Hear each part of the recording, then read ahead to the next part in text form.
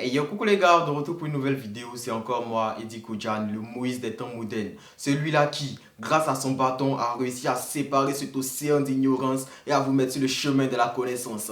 Alléluia! Laissez-moi le amen en commentaire et puis on va commencer la vidéo. Alors, aujourd'hui, on va parler CAQ. Premièrement, on va voir qu'est-ce que c'est que le CAQ, à quel moment faire la demande de CAQ et pour ceux qui ont déjà eu à faire un CAQ, à quel moment refaire une demande de CAQ. Parce qu'il y a plein de questions de ce genre-là qui reviennent, surtout pour ceux qui font les reports de session ou qui changent d'admission. On va répondre à toutes ces questions-là dans cette vidéo et je vais vous montrer comment faire la demande du CAQ proprement dit. Ok? Donc, pour ceux qui viennent de me découvrir, vous êtes sur la chaîne de l'envoyé de Dieu. Ce n'est pas une prétention. Faites un tour sur ma chaîne. Vous allez voir que les conseils que je vous donne là, vous payez ça à 3 millions quelque part là-bas. Donc, je envoyé. Donc, faites un tour sur ma chaîne et si mon contenu vous plaît, n'hésitez pas à vous abonner à cette chaîne, à me laisser un pouce vers le haut sur chaque vidéo que vous allez voir, à activer la cloche de notification pour être régulier dans mes vidéos, à me suivre sur mon compte Instagram parce que c'est là-bas que je fais des directs. Et quand tout ça c'est bon, générique, et puis on va commencer la vidéo.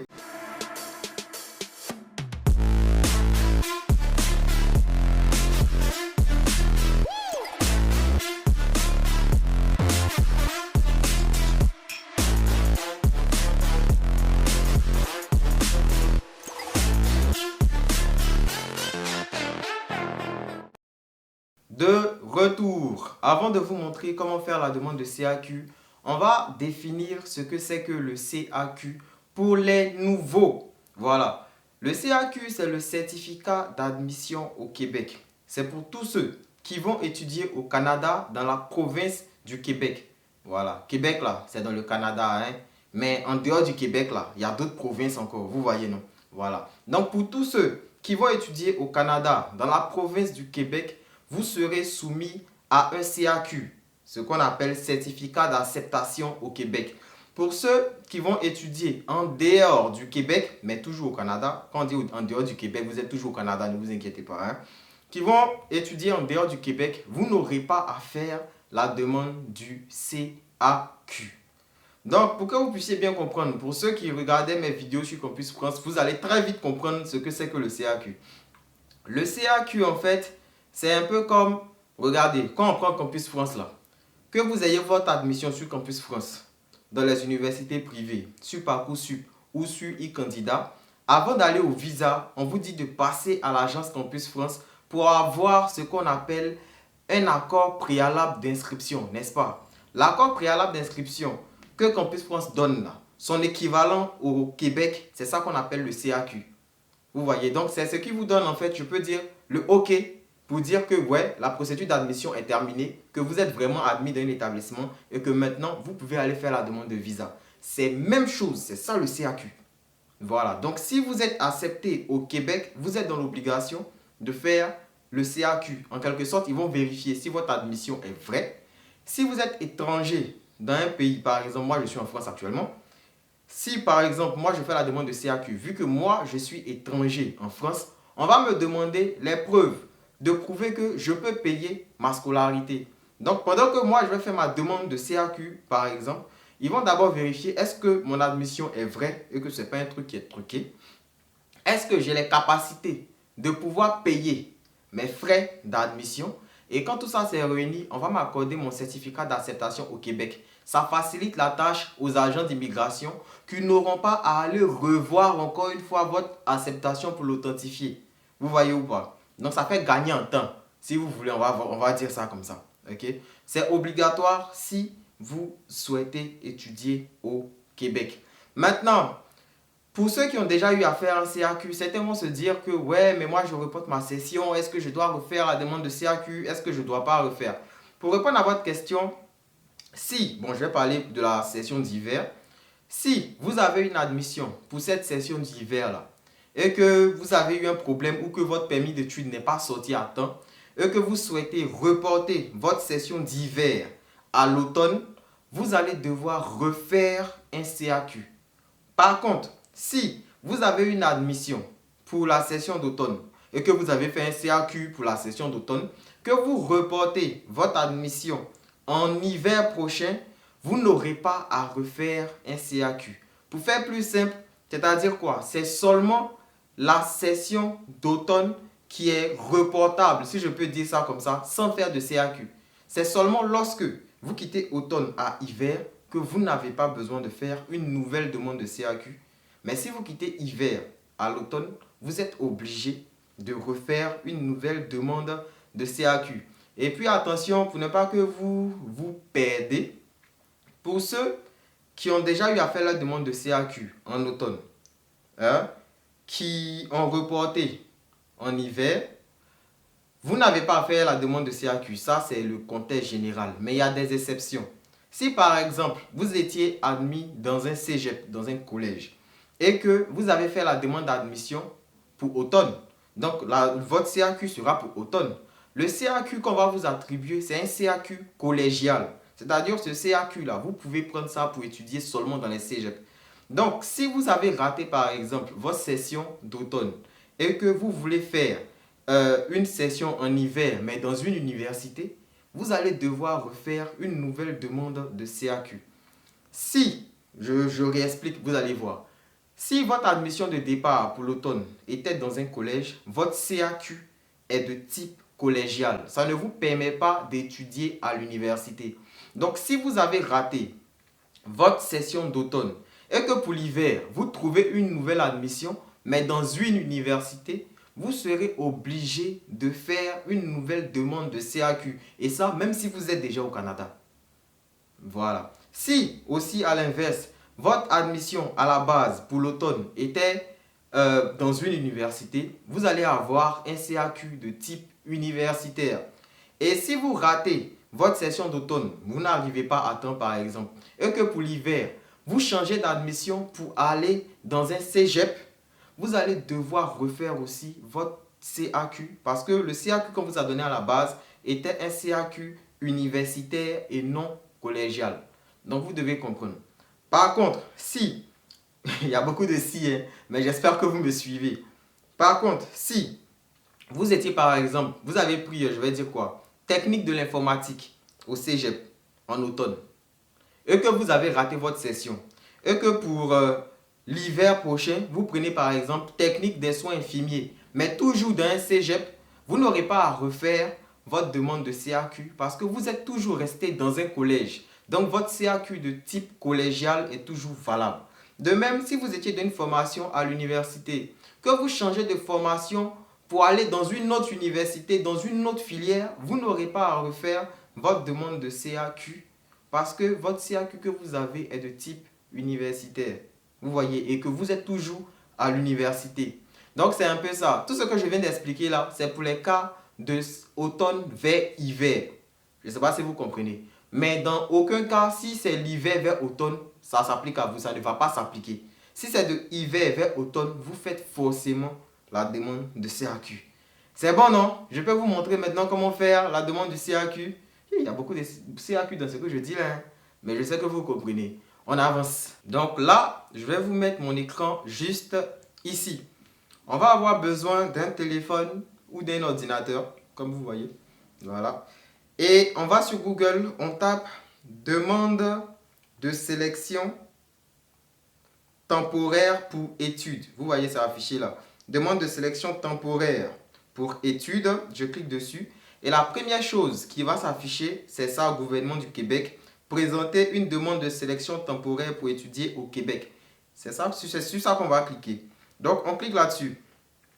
Quand on clique là-dessus, on descend, on voit présenter votre demande. On va lire ensemble. On dit étape 1, préparez votre demande.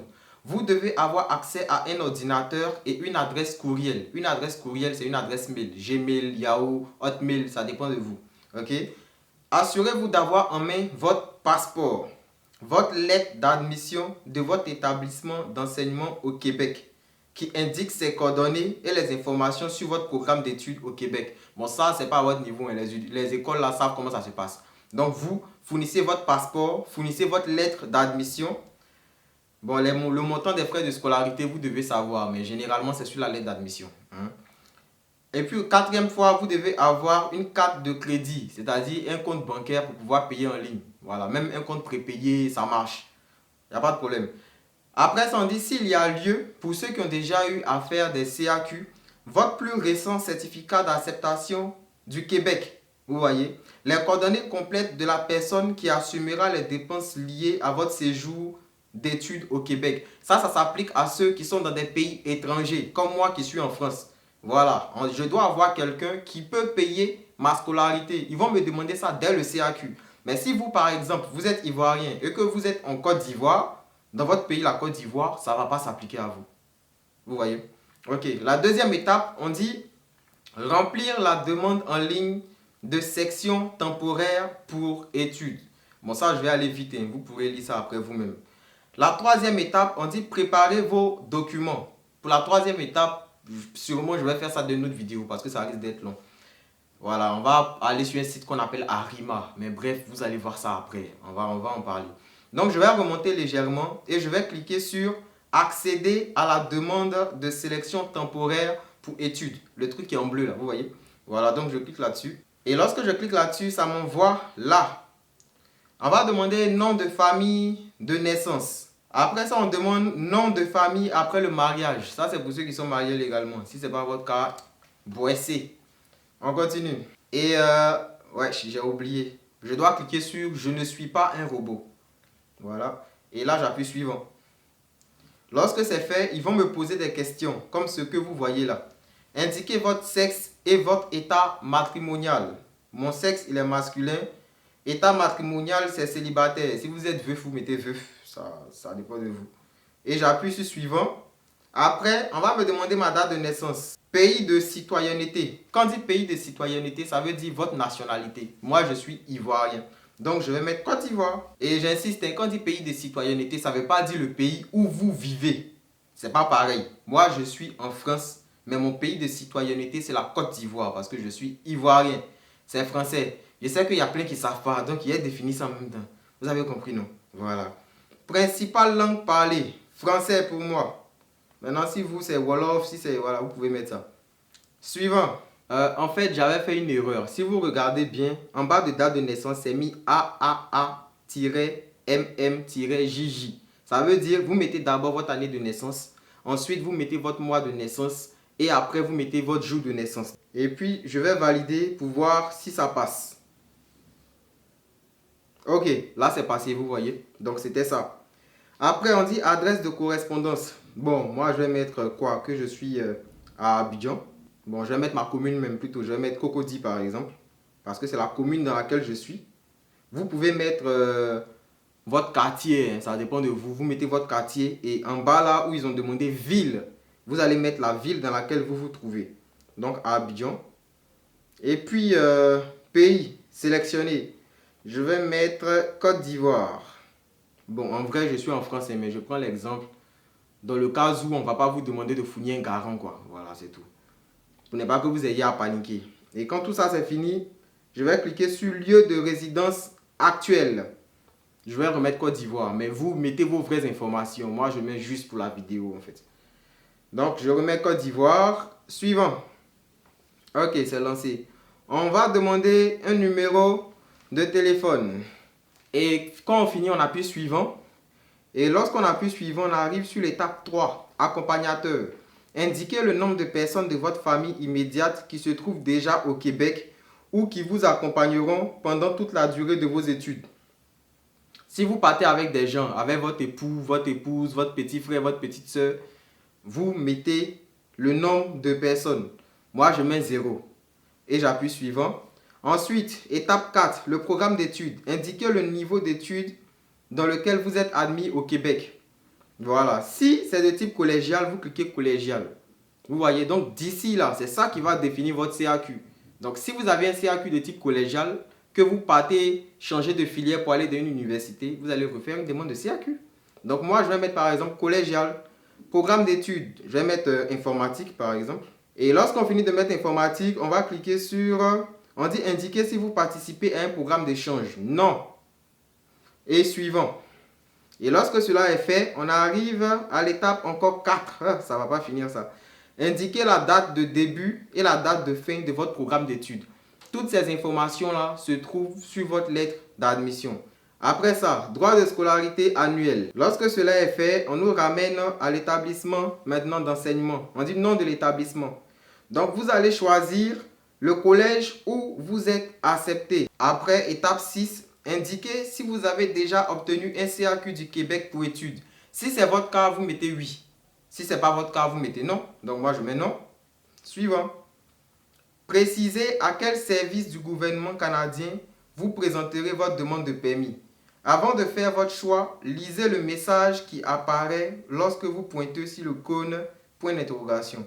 Point d'entrée au Canada, ça ne nous concerne pas. Immigrés, réfugiés et citoyenneté, ça ne nous concerne pas. Ce qui va nous concerner, c'est le Bureau canadien des visas à l'étranger. Donc, on va cliquer dessus. Bien, dans cette partie-là, on dit sélectionner la ville qui correspond à ce BCV dans l'une des deux listes suivantes.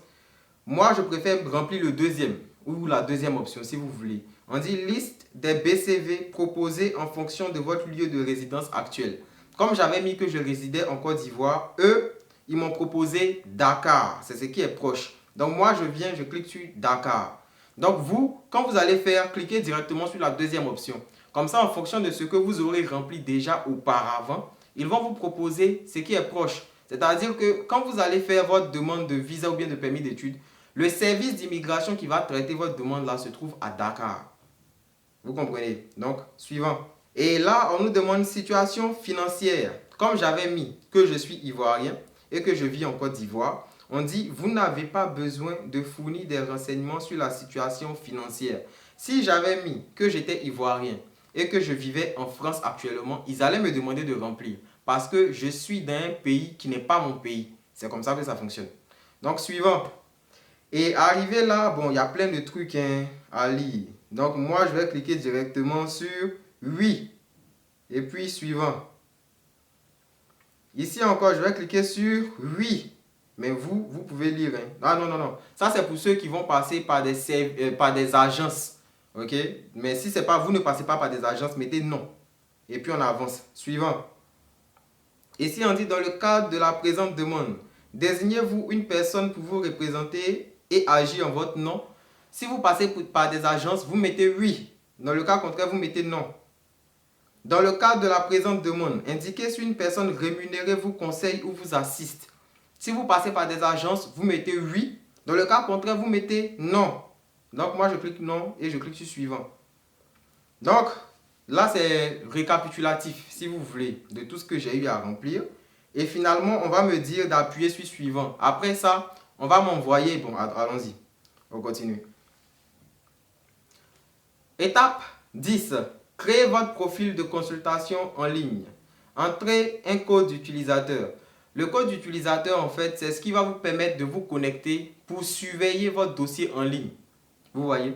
Donc, vous choisissez ce que vous voulez. Quand vous allez finir de remplir et de choisir votre mot de passe, les questions de récupération de votre compte, vous appuyez sur suivant. Et ici, on va demander indiquez si vous acceptez d'être invité par courrier électronique à consulter votre dossier. Vous mettez oui. Et après ça, vous allez maintenant cliquer sur suivant ou bon, vous allez sauvegarder votre demande d'abord. Lorsque vous sauvegardez votre demande, on va vous donner un numéro. On va dire votre numéro de demande est ce que vous voyez là. Et vous allez cliquer sur suivant. Après ça, vous allez passer maintenant à la partie du paiement. C'est-à-dire que votre demande de CAQ, le formulaire, il a été rempli en bonne et due forme. Vous voyez? Et maintenant, vous allez procéder au paiement où vous pouvez payer plus tard. Donc, vous cliquez sur procéder au paiement et on va vous demander un numéro de carte bancaire, le nom du titulaire et puis voilà les coordonnées. Ça fait 120 dollars canadiens. Je ne sais pas ça fait combien dans votre monnaie locale, mais à vous de faire la conversion. Quand vous allez finir de payer, ils vont vous envoyer un mail, je crois, dans un délai de 2 à 3 jours. Un truc comme ça. Pour ceux dont on va dire de fournir des documents, des preuves financières de leur garant, la prochaine étape pour vous, ça va être d'aller sur un site qu'on appelle Arima. Et ce site-là, je vais le montrer dans une prochaine vidéo. C'est là-bas que vous allez déposer votre admission, vous allez déposer vos preuves financières, etc., etc. Et c'est après ça que votre CAQ sera étudié puis délivré. mais je n'ai pas le temps de faire dans cette vidéo-là parce que c'est déjà assez long. Donc, si ça vous intéresse, restez scotché à cette chaîne. Abonnez-vous et activez la cloche de notification pour ne pas rater la prochaine vidéo. C'est bon? On est ensemble.